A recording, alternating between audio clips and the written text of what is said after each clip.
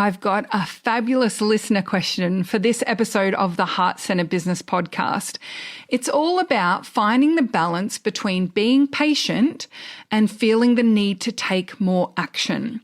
And I really want to dive into this one because I think it's going to be super helpful for a lot of people. This is episode number 451 of the Heart Centre Business Podcast, which means you can find all the relevant links and the show notes for today's episode over at tashcorbin.com/451. Let's dive straight in. Hello, I'm Tash Corbin, a business strategist and mentor based on the Sunshine Coast in Australia. The mission of this podcast is to help heart-centered entrepreneurs to make more money and in doing so, change the world for the better. This podcast was recorded on the lands of the Gubbi Gubbi and Jinnaburra people. Always was, always will be Aboriginal land. Today's question comes from the fabulous Sarah Lee Parker, and I will make sure that we link to Sarah Lee's website as well as her socials over in the show notes of today's episode. And Sarah Lee asks, how do I stay patient when progressing through the stages of business? In the early stages, I hear a lot about getting validation, and validation feels like it can take forever. How do I know when I'm being patient, waiting for clients, waiting for something external, versus blocking myself in some way by waiting for external input when I shouldn't? So I summarize this as, how do you know when it's time to take more action, and how do you know when it's time to sit and be patient? And I particularly love Sarah Lee's reference to the stages of business because that's actually what contains the answer. In the different stages of business, there are different things that we need to achieve to ensure that we're ready for the next stage. So in the early stages of business, you are validating your foundations.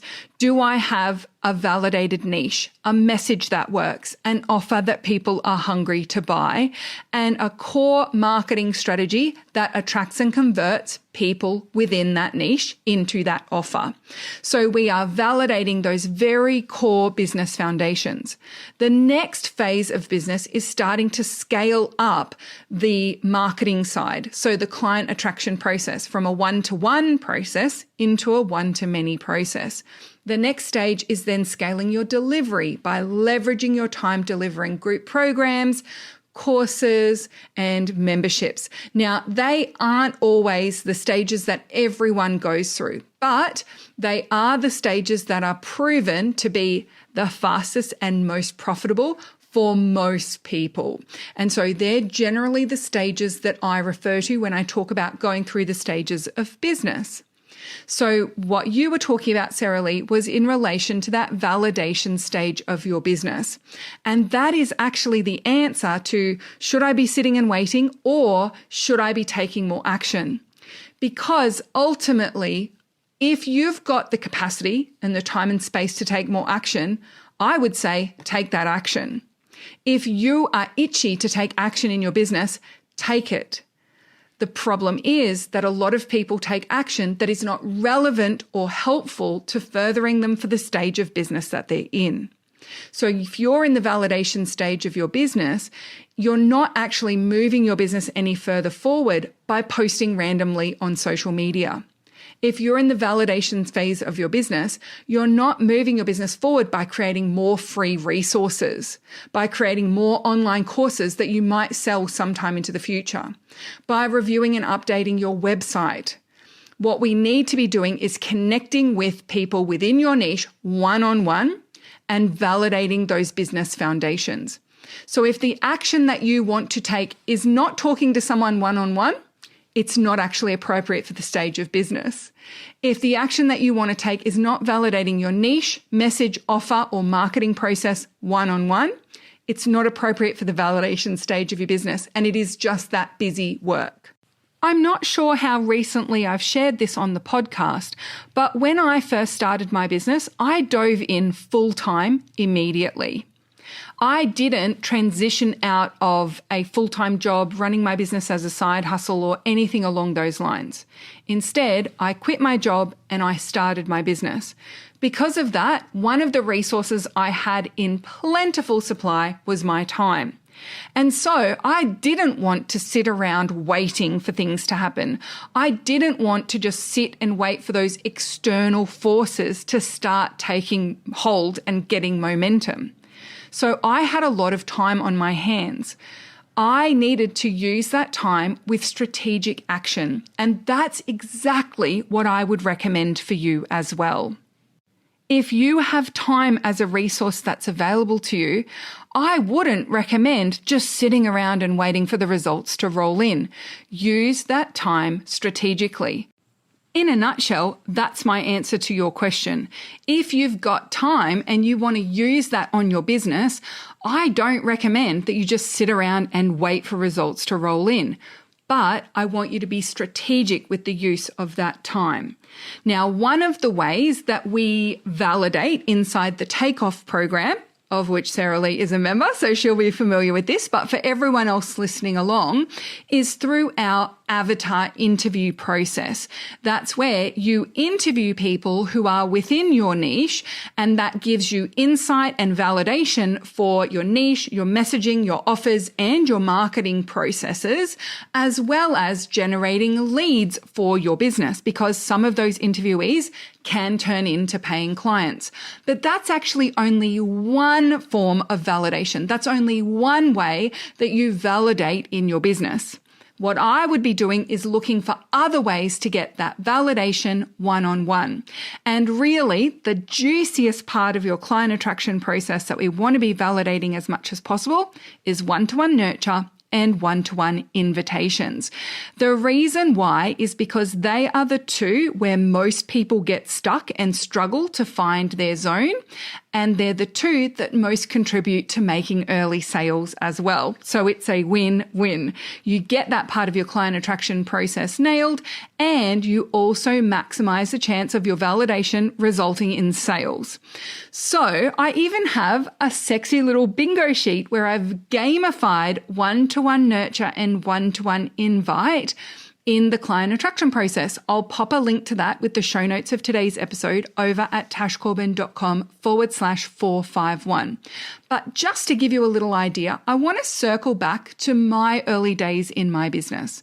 So as I said, I had a lot of time on my hands. That was actually my most plentiful resource because I started my business full time. I didn't have any other responsibilities.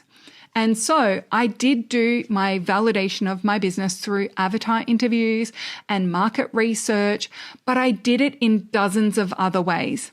Every day I set myself a goal of connecting with 5 people from my niche one-on-one in some way. I was in Facebook communities where my ideal clients were hanging out, and I looked for people who were asking questions that I could help with. I looked for people who set goals that I could cheer on. I looked for people who were my ideal clients and found ways to support them, encourage them, or practically and tangibly help them in a one-on-one capacity every single day. I also set myself a goal of helping 5 paying clients every single week, but I didn't care how little they paid me. From the very early days of my business, I knew that one of the things that would be the most powerful at building my own confidence in delivering my services, but also my confidence in marketing them, would be to have lots and lots of clients I'd worked with. And so I didn't care how little they paid me. I just went out and got myself a bunch of clients. The way that I did that was by offering very, very discounted single sessions to work with me. And I started out with some of them being $25, $29. I mean, imagine me doing that today. Probably not the smartest choice for me, Tash, but it was something that I did very consistently in the early stages of my business, and it resulted in a lot of validation, a lot of sales, a lot of upsells, and a lot of my initial clients. It also got me a lot of referrals. It got me the first people on my mailing list, and it grew my social media following very quickly. So what I would recommend to you is to look for things that are going to validate the core foundations of your business one-on-one, as quickly and effectively as possible, and take action on those. Don't sit around waiting. Some of the other things that I did to validate in the early stages were that I offered free single sessions for people to work with me. If I saw someone who had a question or was working on something that I could help with and was in my zone of genius, I reached out to them in the comments and offered to do a free 30-minute session with those people. I also made that offer on my own socials and in some of the Facebook groups that I belonged to. After a couple of weeks, though, I realized that it was not appropriate for my market. And one of the reasons was that because I was working in the online business space, people were a bit suspicious of free offers, offering to help people for free sessions. But in a lot of niches, it still works really beautifully.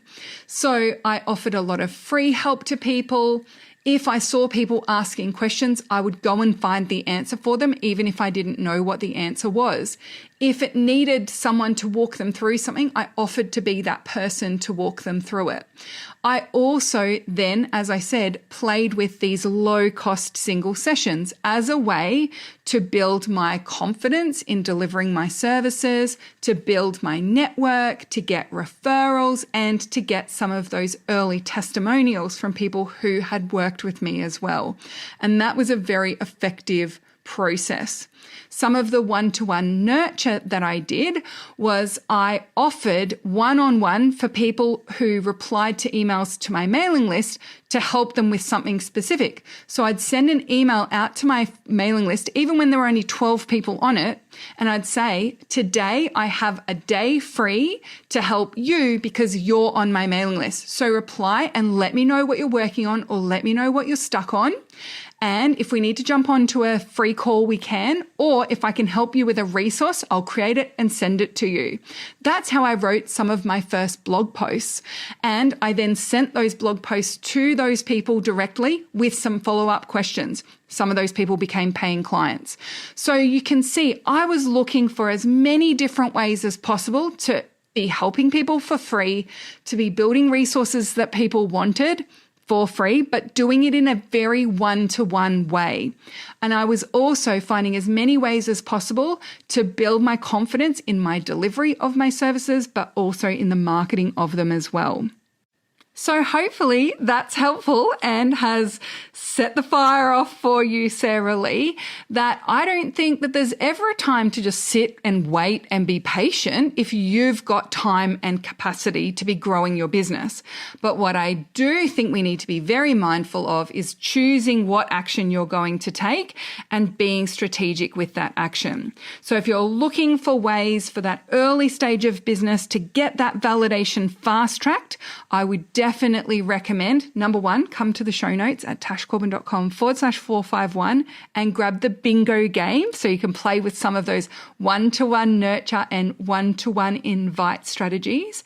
And then number two is get creative yourself and come up with all the different ways that you can be validating those foundations, validating your niche, your messaging, your offers, and your client attraction process one-on-one. Thank you so much for joining me for this episode of the Heart Centered Business Podcast. Until next time, I cannot wait to see you shine. Bye for now.